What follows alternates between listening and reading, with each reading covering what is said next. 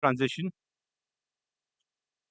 To begin with, may I invite Mr. N.K. Singh, Member High Level Committee on Simultaneous Elections, Co-Convener G20 Expert on MDB Reforms, President Institute of Economic Growth, and Chairman 15th Finance Commission, Government of India, to please deliver his welcome remarks and take the session forward, please.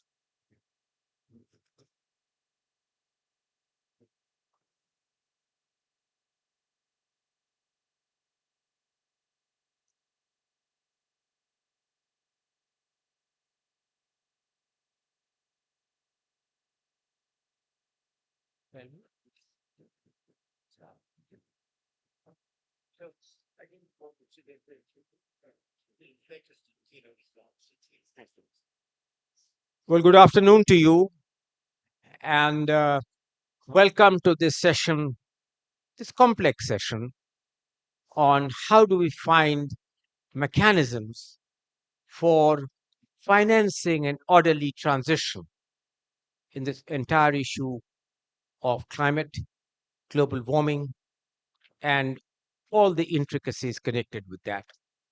If you read the brochure today, the focus really is on how to harness private capital. We begin with one or two introductory comments. Say that how much does climate financing need? Years ago, at the Copenhagen summit, which was COP15, we are currently at COP29. A figure of 100 billion per annum was really committed. The developed countries will provide 100 billion a year for enabling that transition to take place. Till today, that has not been fulfilled. We begin with that assumption. In Paris, when an assessment was made, the chairman of the UNFCCC said, when asked about 100 billion, he jocularly said, "Oh, we accepted 100 billion because it sounded a sexy figure when 4 or 5 people got together to decide how much money was needed."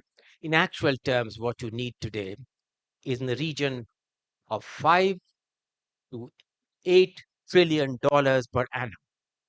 Now, given this background, how do we get to this $5 trillion, which I accepted as a challenge when Professor Lawrence Summers and myself were asked by the G20 to do a report on how can multilateral development banks be enhanced and be made better to be able to meet this substantial challenge.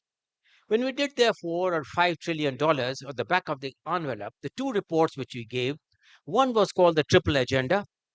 The second report was Better, Bolder, and Bigger. We worked on this figure of $5 trillion, and this is how we went about doing it. $1 trillion will come $500 million from the multilateral development banks themselves, $500 billion from private capital. That makes it $1 trillion. And then $1 trillion by harnessing private capital, which is available. And that leaves out $3 trillion, which comes from domestic resource mobilization. Let me focus on some of the contours of this $1 trillion. So $1 trillion, 500 billion coming from the multilateral development banks becoming better, bolder, and bigger. This, of course, entails a harnessing of innovative private capital in multiple ways. So that's the core issue on which this session is expected to focus on. First and foremost, I ask myself the question, was it a pop that we sold ourselves in believing that a lot of private capital was available and they had to be just tapped and harnessed and they would come rather effortlessly? Is it that the developed countries are not being able to meet their obligations of $100 billion let this dialogue proceed that, oh, we can't do it, let the multilateral development banks do it, and then told the multilateral development banks, we cannot put in more money for recapitalizing the banks, try and go and harness private capital.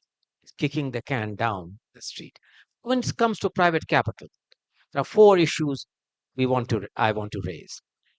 As against the huge daunting challenge of private capital, which is necessary, the success rate has been very modest. Why is private capital high? We identified a couple of reasons, three important reasons which we identified. One was this whole issue of where we harnessing innovative forms of capital. What can we do to harness guarantees more effectively? Will the cost of a multilateral development bank or a development finance institution in a country be counted much better by rating agencies and supervisory entities when it comes to guarantees? Similarly, can we create a form of financing which is dependent on blended finance entirely? Success rate. Yeah, what about hybrid capital? And what can we do to be able to get hybrid capital? What about the issues of underwriting foreign exchange fluctuations and risks? Progress there, again, has been very modest. So these are important challenges to be overcome. Beyond this, when we look, of course, to the $3 trillion or domestic resource mobilization, it entails a whole lot of a different milieu and culture on which we will have to inevitably focus on. Question, therefore, before us, which I intend to really seek, and I'll ask questions specifically to the very distinguished panel speakers which I have, which are moderating, by asking a very specific, pointed question to them, which is really which will be akin to their domain understanding and knowledge. So let me begin first asking Suman. Let me begin by asking that as the head of the Niti Aayog, having worked in multilateral institutions, I ask you two questions. First, do you believe that an enormous amount of private capital is actually available and waiting to be harnessed?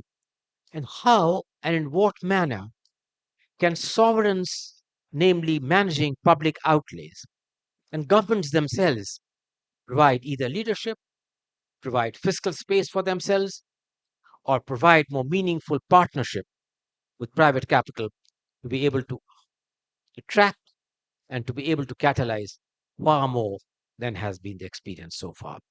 Let me request you, Suman, to make your first initial observation. So, Yeah, thank you very much, NK. And let me use this occasion as somebody who perhaps you didn't know before I was born, but who has admired you for a very long time for the service to the nation and to the world that you performed by working with another good friend, Larry Summers, for this report. And it is a testament to, as it were, India's place in the world and India's G20 that it has had the kind of impact that it had. But as you say, even though I have a background in the international financial institutions, my current job is to think about India. And the first point I wanted to make is that climate finance is both about mitigation and about adaptation. And you know that adaptation meaning, as it were, the damage caused by climate change. And you know that India is very vulnerable to adaptation. So that's the first distinction I wanted to make. The second is that um, public funds, fiscal funds, are scarce. And so I think we need to think about whether the priority for fiscal funds could be adaptation. And fiscal funds at this point, I mean, are both state and center. But it is also the case that there are uh, other mitigation related investments that are in the public domain. And I'm thinking particularly of upgrading the grid for renewables, etc. So there is a large demand that's going to be made on fiscal resources at a time, as you know, when when tax revenues are themselves going to be affected by decarbonization, because such a large part of our revenues at both the state and the center level come from fuel taxes, fossil fuel taxes. So you had talked about resource mobilization, implicitly about mitigation. And I just wanted to add to that, that actually fiscal resources are going to be needed big time for adaptation. I'll just come to, as it were, the role of private finance. Some of the work that's been done is in India is, till now, there's relatively little private finance. I think the important point is NK, and this is where people like certainly Suman Sinha and maybe Purisab, so are there real risks, or are these made up risks, which is sometimes alleged? Um, and if there are real risks, what can governments do to mitigate them? And one reason why capital goes more easily to the rich countries is because they have a lot of coordination problems solved, and there's stability in their framework. And I think thinking about risk mitigation by the government to attract private capital is where some of the domestic debate needs to go. Thank you. Thank you. Thank you, Suban.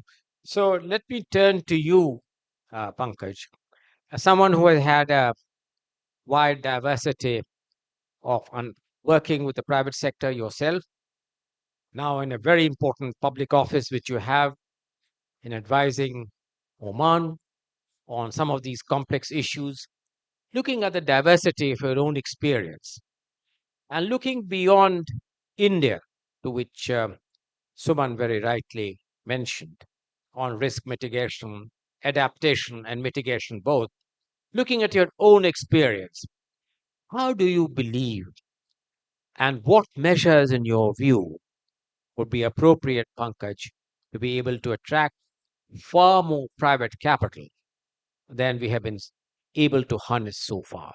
And what does your own domain knowledge suggest what can be done and what could be done, Pankaj?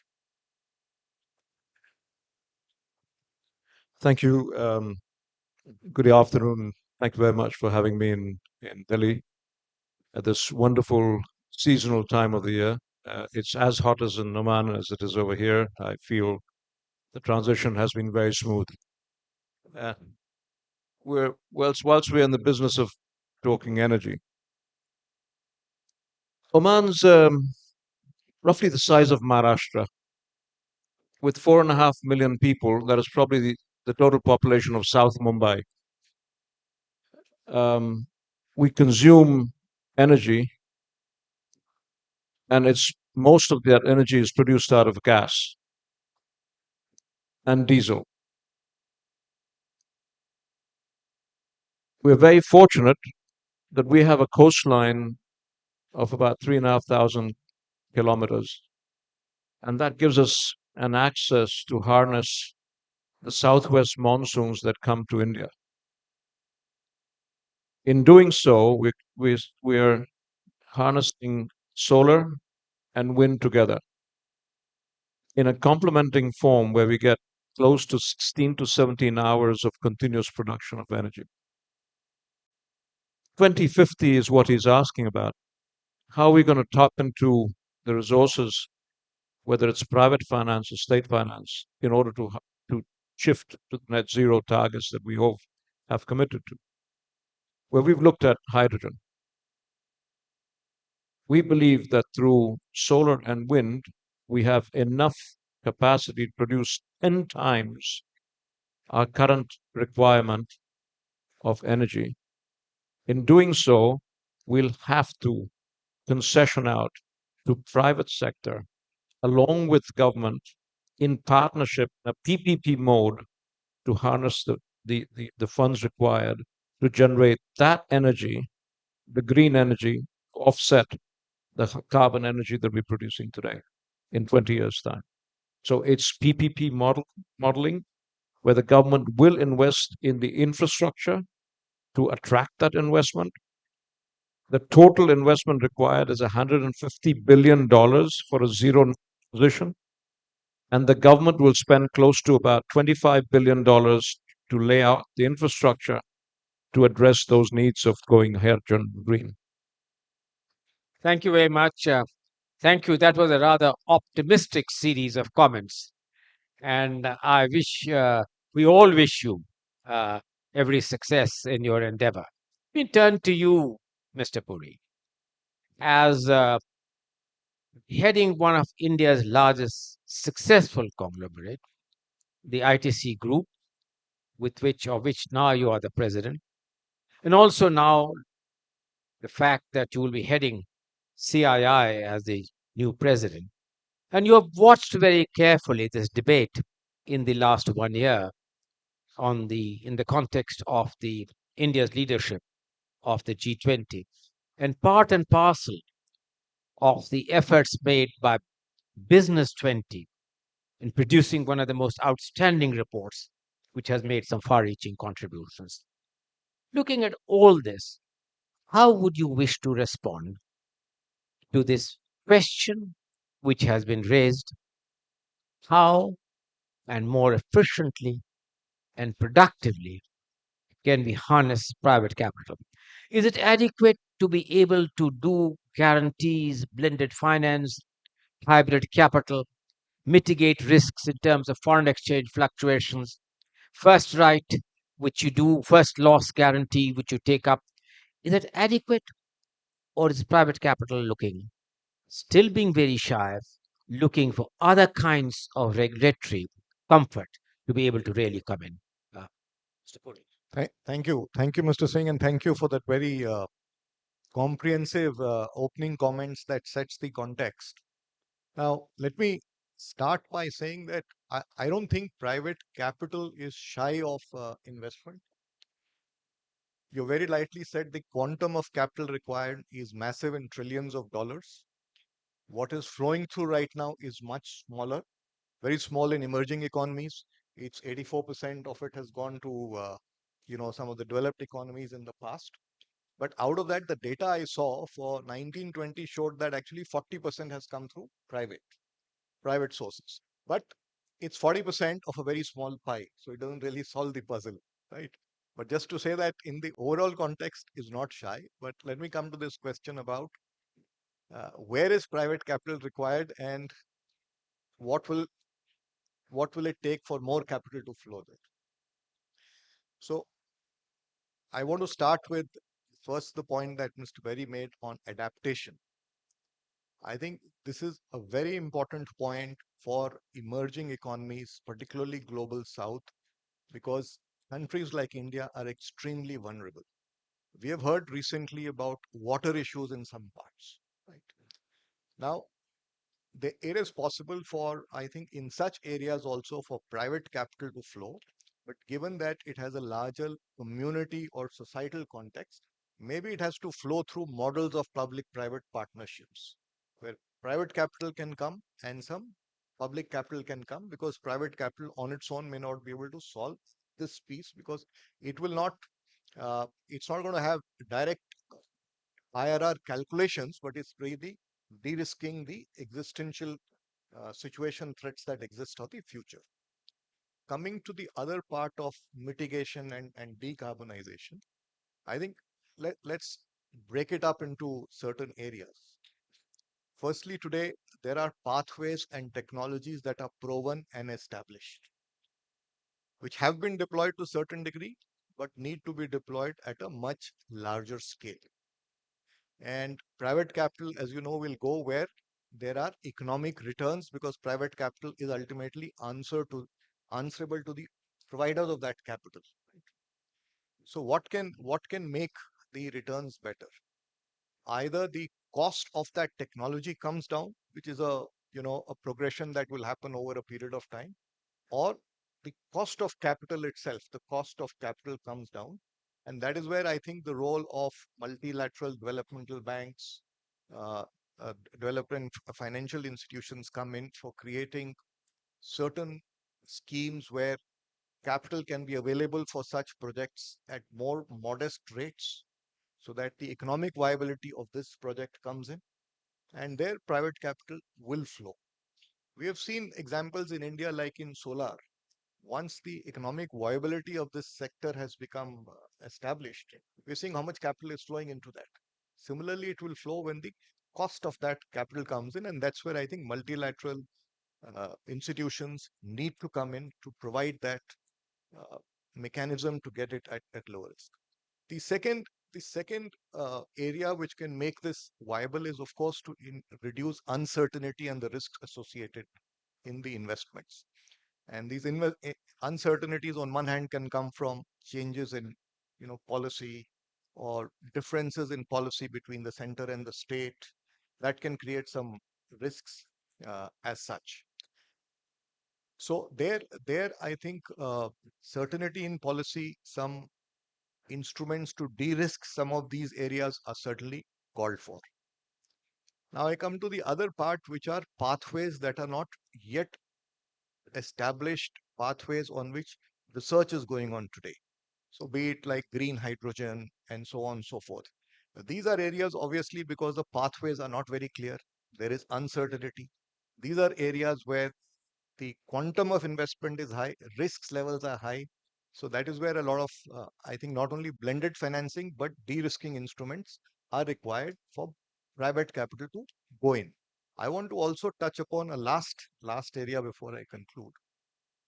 I think we should also not forget the requirement of, you see, this the way I've described it, I've described requirement of large industries. What about agriculture transformation? That has also to transform and become resilient, because food security is becoming an issue. So how is capital going to flow into the agriculture sector, which requires grants for capacity building, grants for research, loans to equip farmers? It requires de-risking instruments, because in any transition, there is always a risk of failure, and a farmer cannot afford that. So I think here there is also a case of, besides the size, based of defining the instruments, recognizing clearly the needs, and creating some instruments to provide that All financing. right. Thank you very much. I think that's a very wide range and a fairly comprehensive range of the sort of issues we need to address. I turn to you now, Sumanto, since you have been a pioneer in many ways in perhaps running one of the most successful renewable capital companies or an entity, being able to harness the best technology, the best human resource skill, scaled up your operations dramatically, seen India through a different cycle, faced the brunt of some regulatory uncertainties. You overcame that. And now again, you are on an upward curve. What has been your experience, Suman? And what value can you bring to this discussion which you are having? And how to de risk private capital, increase the incentives, mitigate really all the kinds of risks, some of which both Suman and very elaborately Sanjeev has mentioned. What you do, how would you address that, Suman? Yeah, thank you so much, Mr. Singh, and it's a pleasure and a privilege to be here with such a distinguished panel. Um, and I think in answer to your question, of course, it's very difficult to add value after such high quality interventions. But I'll give you a bit of an experience, since you've asked me for my personal experience of having run this business that I'm running for the last 13, 14 years in India. Um, my experience has been that ultimately a lot depends on what kind of an enabling environment the government is creating, what kind of policy frameworks are being put into place, what kind of policy clarity and predictability is there for the future, what is the government's view on giving reasonable returns to capital providers. I think all of those things are very critical in actually being able to create the right framework for a lot of capital to begin to think about coming in into investing into the kinds of areas that we want them to invest into. And because ours is a relatively new area, it's a new sector. A lot of business models are getting generated as we speak. A lot of there has to be very dynamic formulation of policy by the government, which means that the quality of policy making becomes a very critical factor in being able to drive capital into any country. India has been quite fortunate, I would say, that we've had actually a very positive momentum in this regard in terms of policy making. Very clear directions have been laid out directly from the Prime Minister down. And we've fortunately had a situation where the whole government has been pulling in the same direction. Maybe there are a few states that sometimes pull off in other directions, but by and large, I would say that we've had fairly good quality policy making in our sector. And that is the reason why you see now India is standing at a point where we are well on our path to get into 500 gigawatts of renewable energy capacity by 2030. And then there are a lot of other areas that are developing and emerging now along with that, whether it's the EV space, whether it is now the new focus on green hydrogen, carbon credits. So a whole bunch of other areas focusing on carbon mitigation and decarbonization are also beginning to sort of move in parallel now. So I think that is really, to me, step one. There is also, I think, the truism that we've heard so many times from various people that there is enough capital in the world, and there certainly is. The question is, how can we get our share of that capital? And that is really where this kind of decision making, this kind of policy making becomes very critical. And the reason I was talking about why India is a success story is because if you look at a number of other countries that have not moved, it is largely because their policies have not been as instrumental in driving forward in that direction. And I don't want to take the names of specific countries, but there are many countries that have actually not moved as much as they could have. Now, as far as raising capital is concerned, we all often tend to focus on debt capital, but we also need equity capital. And we need almost 30-35% of total pool coming in from equity sources. And those equity sources will only come in, as I said, if they find that the right appropriate frameworks to give that return on their capital. As far as capital is concerned, uh, MDBs, of course, is sort of one area from where we can get that debt capital. But again, MDBs themselves are dwarfed given the scale of other institutional capital flows. And so the question is, how can we really drive a lot more of that institutional capital from a debt standpoint into the country? And of course, how can we develop our own sources of debt capital? Now, banks, generally speaking, are not large enough. Even if they give the maximum amount of lending into the sector, it's still not going to be anywhere close to the kind of capital that we require. So we need really insurance companies, pension funds, uh, other mutual funds, etc., also be lending into the sector, for which we need the development of capital markets. And that's one area which has been an area, a little bit of weakness, I would say, in India, that we have a lot of bank funding, a lot of NBFC funding, but institutional capital coming in through debt markets is something not been able to see as much as we would like. Uh, as far as the MDBs are concerned, we can that you of course have a massive study in that regard. So, but I'm happy to share our own experiences. Should you want us to talk about that subsequently as well? All right. Let me turn to you, Pankaj.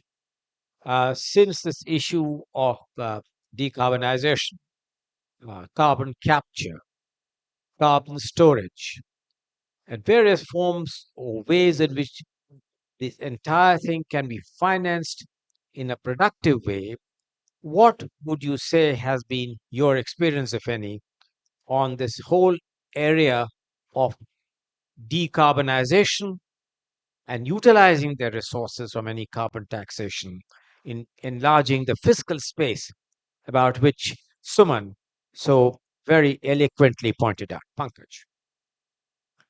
Yes, this has certainly been one of the most contentious points on the agenda amongst the Gulf states in the region.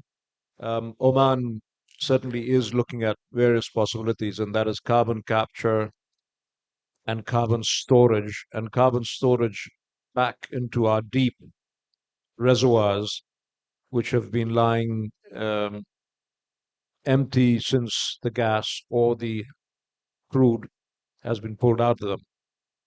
I don't know whether you know, but for every barrel of oil that comes out of the ground, there's 10 barrels of water, very highly contaminated water that comes out. So if I'm producing 1 million barrels of oil today, there's 10 million barrels of contaminated water that is also coming out of that ground. And that means for every 1 million barrels, we keeping a void in the ground of 11 million barrels worth of space. And this is where the carbon goes back when you capture it. And that is the new paradigm that is being followed, is that can we refill our reservoirs by capturing the carbon from the atmosphere or from the grass fields that are producing the gas, so we can continue producing gas, but capturing the carbon and putting them back into the reservoirs. Thank you. Oman has done a lot of work on green hydrogen. Would like to share a bit of that on your success on green hydrogen? So this is, I think, our future. We believe that in the 2,500 kilometers of our coastline, we probably have the highest wind speeds and the best solar efficiency of our on the coastline.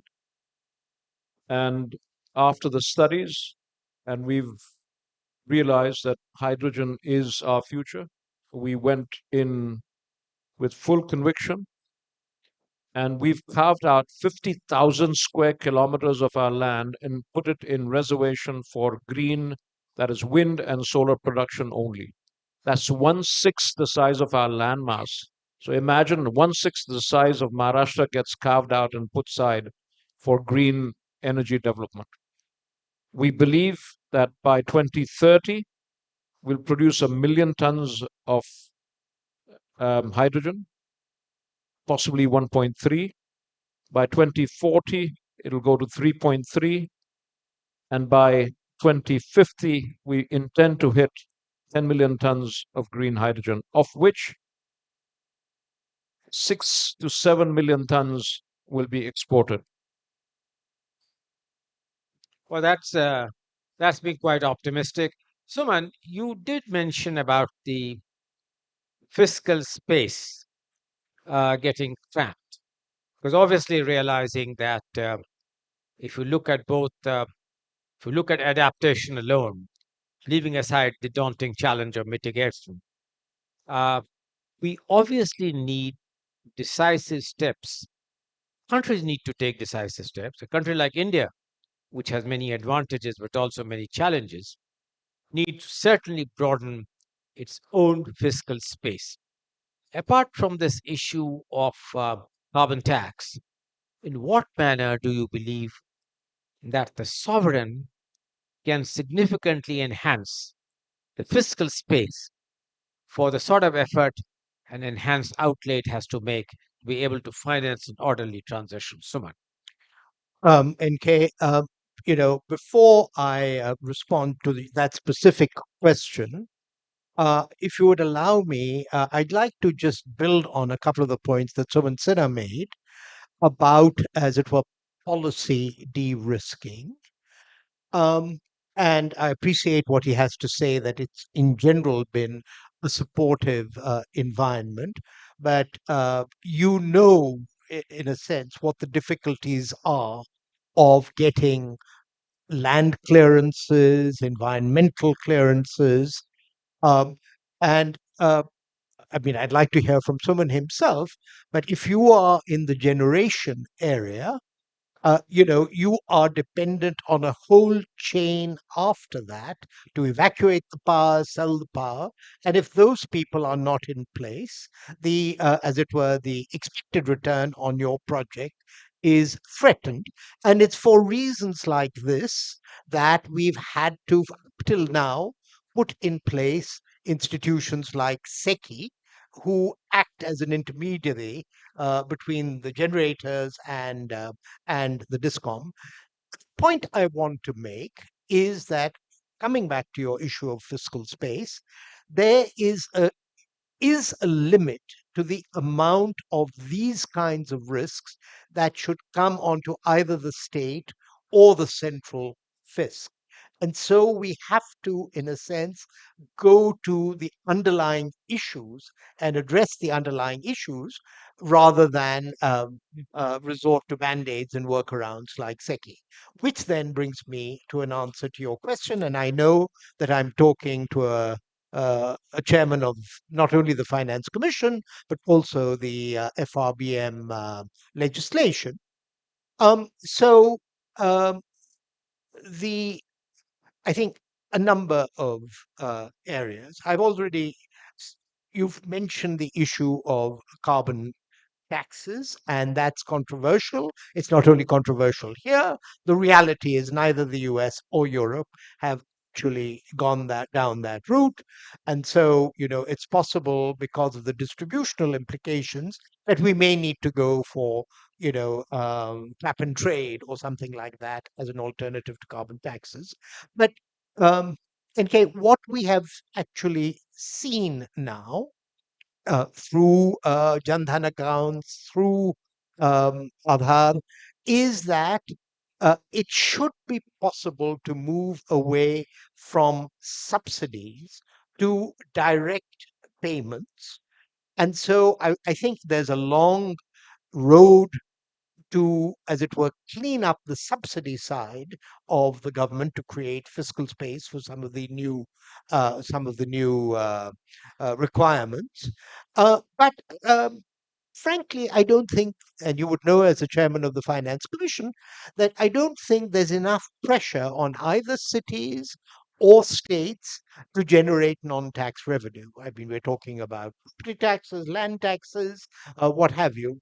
And so, how we can, construct an incentive structure through the Finance Commission, otherwise, so that, as it were, there's more incentive for states to mobilize resources at the local level. Um, I'm s- I don't have concrete ideas, but I think that these are issues Thank you. that the Finance Commission Yeah. should take up. Thank you. Thank you, Suman. That's being very candid. Sanjeev, Suman just mentioned the issue that there are limits beyond which the sovereign cannot protect regulatory risks and uncertainty. Your ITC, although has an all India and perhaps a global coverage, is primarily in West Bengal. A lot of the experience which you had, Suman, on solar power was in the state of Andhra Pradesh. And the issue of center state relations and being able to harmonize regulatory uncertainties and be able to mitigate risk, is that a major challenge which you have, Sanjeev? So, first of all, let me start to say that our registered headquarters are in Calcutta, but we are a pan-India company. I said that. So it is not that. Not it that, is but not. I even said global footprint. Yeah. So yeah. So yeah, as far as center state is concerned, certainly I think if we look at it, and Mr. Berry very articulately put it forward, there are many factor cost related reforms that are falling between the center and the not falling between, but involve both the center and the state. So whether it's the issues of land and for example, or even the issues of open access and so on and so forth. So many of these things are there, which do cause sometimes delays, sometimes costs, and therefore sometimes do make projects, the viability gets under question.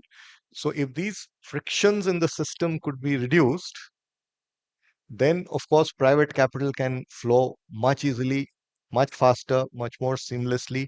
And I agree with what Suman says, that there is no dearth of capital, but ultimately capital is only going to go where the economic returns justifies, because there is an accountability that the to the providers of that capital also. Thank you. Suman, you mentioned a whole host of things. You mentioned about hybrid capital. You mentioned about blended finance. You mentioned about the limits, which Ahad per se touched on, guarantees. But so far, why have we failed to harness guarantees as effectively and as productively? So far, why have we failed in respect of hybrid capital and blended finance, except in an episodic sense of the term? We try and address this issue to you. Could it be that the supervisors we assign a certain cost. And I am directly alluding to, let us say, the Basel III norms on the issues of capital. Or, for instance, the manner in which rating agencies are not able to factor that the risks associated with guarantees provided by multilateral development banks and development banks of national governments need to be viewed somewhat differently. That blending finance, when it comes to that, here again, the norms need to be altered in the decision making process of the corporate structure. Would that have something to do with it? Do you think that we have not engaged with the right set of people to be able to alter the Basel III norms? Let me give you an example, which is classic. One of the factors is the risks are sometimes not project specific, but geographic specific. That the way in which, for instance, the way if an OECD country makes the similar decision, much greater allowance is made in terms of the unlikely issues of default than in non-OECD countries, and the cost varies rather significantly. Do you believe that these are some of the factors which someone need to be addressed to be able to harness private capital? I think there are a number of areas that you've touched upon, and all of those are valid in a reasonable number of respects. But in totality, you're right that we have just not been able to use blended finance, guarantees, FX risk mitigation techniques so far in all the financing that we're doing. And my sense is the reasons for that, apart from the ones that you mentioned, also include the fact that some of the guarantee providers, the MDBs, for example, they're just not able to move fast enough. They're not configured to move at the rate of frequency that we require for our projects, which are usually short in duration. The setup times are maybe a year to 2 years at most. And going typically to an MDB and trying to get any product from them or approvals from them takes perhaps 6 months to 9 months. And we just can't wait that long. So very often it just becomes a fact that we are not able to align our execution timelines with the MDB's approval timelines. It's something as basic as that. But the second thing is, for example, that you touched upon the rating agencies. I do agree with you that I don't think India is rated appropriately. I think we need to have a much higher rating given our payment track record and our debt levels. And I don't think, and I do believe, my personally, that there is certainly an OECD, non-OECD bias here. There's no reason for India to be triple B minus after 20 years of having improved consistently year on year on year. And we were at a very different position from where we were so many years ago. So I think that's the second point.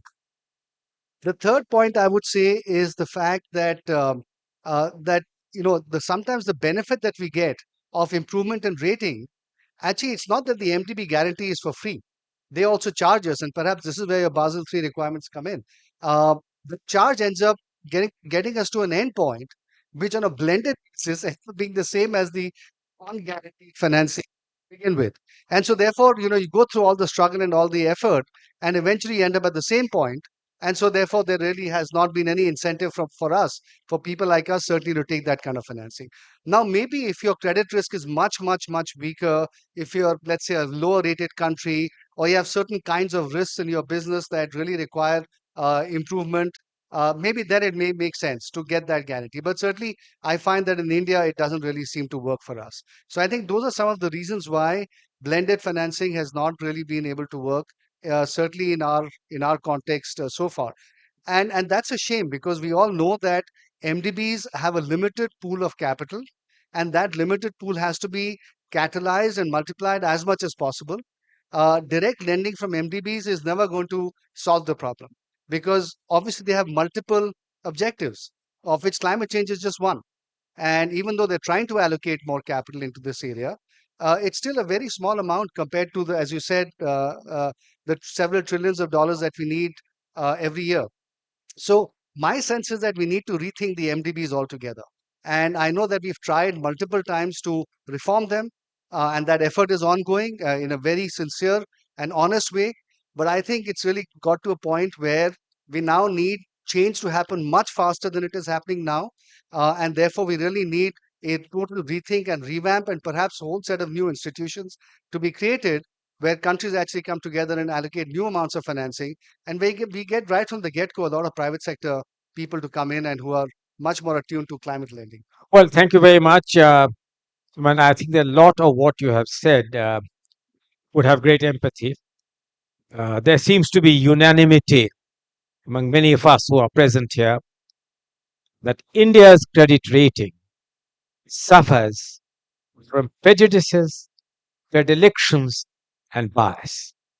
And that given our track record in terms of never defaulting on a debt or never resigning from a guarantee, perhaps India's credit rating needs to have a second look by the credit rating entities.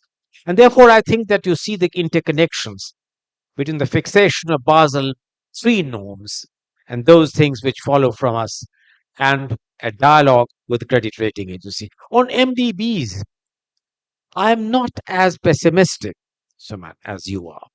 I agree with you that the processes and procedures need a fundamental rethink. Let me give an example. The capitalization of the World Bank Group is only 22 billion. Against 22 billion capitalization, it has been able to harness 950 billion. Very good. When it comes to private capital, $1 has got only $0.5 as private capital. But that's 7, 8 times. When it comes to private capital, it's less than even 1 time. That some of these things are changing.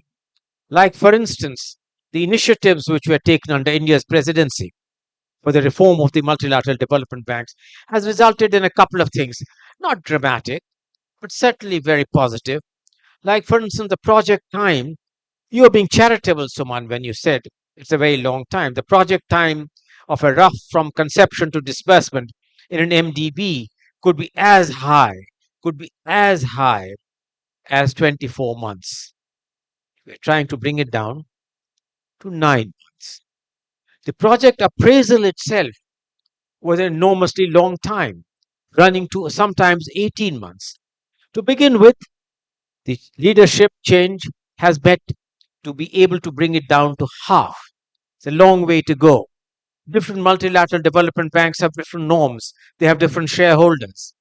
To be able to enable multilateral development banks to work as a family where clearly the whole is more than the sum of the parts is really an important challenge to go.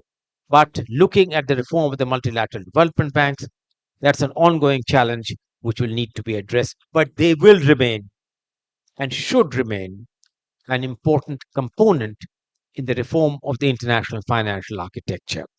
Turning to you, Pankaj, how do you see, having participated effectively in COP28, where many of these issues were debated, including for the first time the loss and damage fund, including the fact that a large amount, like over $700 billion, were committed, including the creation of a new novel fund, which has a large capitalization. How do you see this dialogue evolving as we look to now the preparations for COP29? Pankaj. You've got me on the spot over here. As you know, we are a carbon um, dependent economies who have been producing the energy for the carbon emitting uh, economies. And the balance over here is to say, where do we go from here? It COP28 was came out with a mix of bags, and it didn't really conclude in the true manner and spirit in which everybody or every developing world or developed world would have expected. The developed world had a different agenda. The developing world kept to its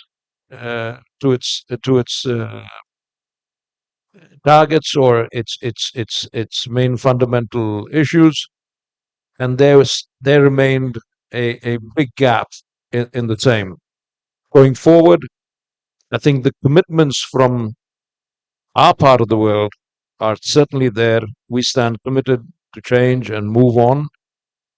COP28 will go into a COP29 where we have more uh, we are we are more optimistic about COP29 than we were going into COP28, having endured this period of now being certain about the hydrogen future.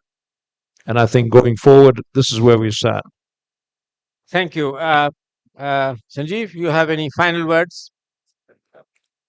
I think that I made most of the points that I had to make, but in the end, I just like to say that again, reiterate that I think private capital will essentially grow and multiply where there are economic returns.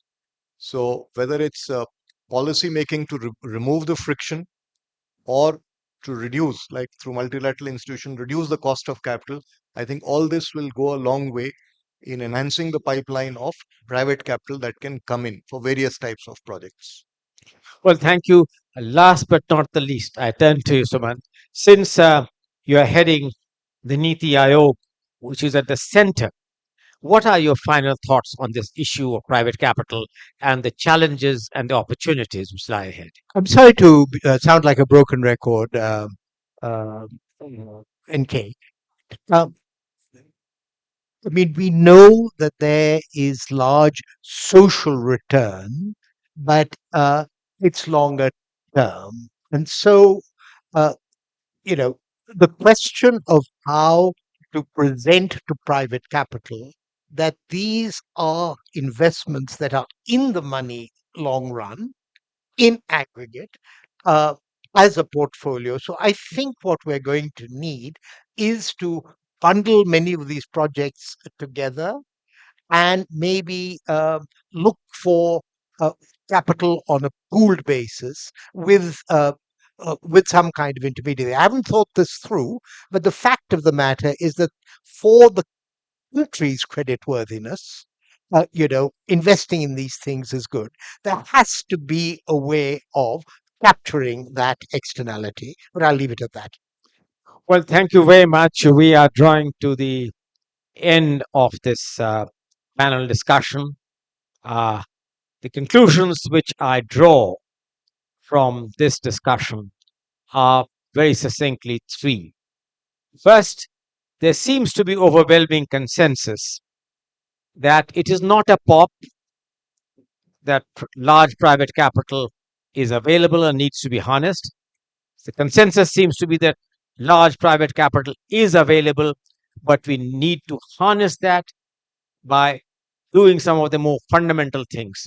First, in recognizing what makes private capital reticent, what can be done to minimize and mitigate the risk, and those need, including regulatory risks, to be addressed very sufficiently.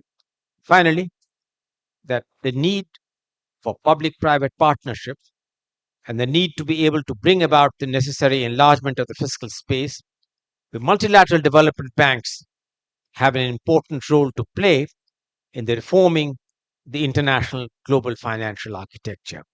Multilateral development banks may have begun tentatively, but they have a long way to go to improve their processes and procedures to be able to address the daunting challenge of seeking to meet the financing needs of an orderly transition to be able to address the challenges of climate financing. So, these are some of the broad conclusions which I had raised and which we have reached. Thank you very much to my panelists for being able to participate in this discussion. Thank you.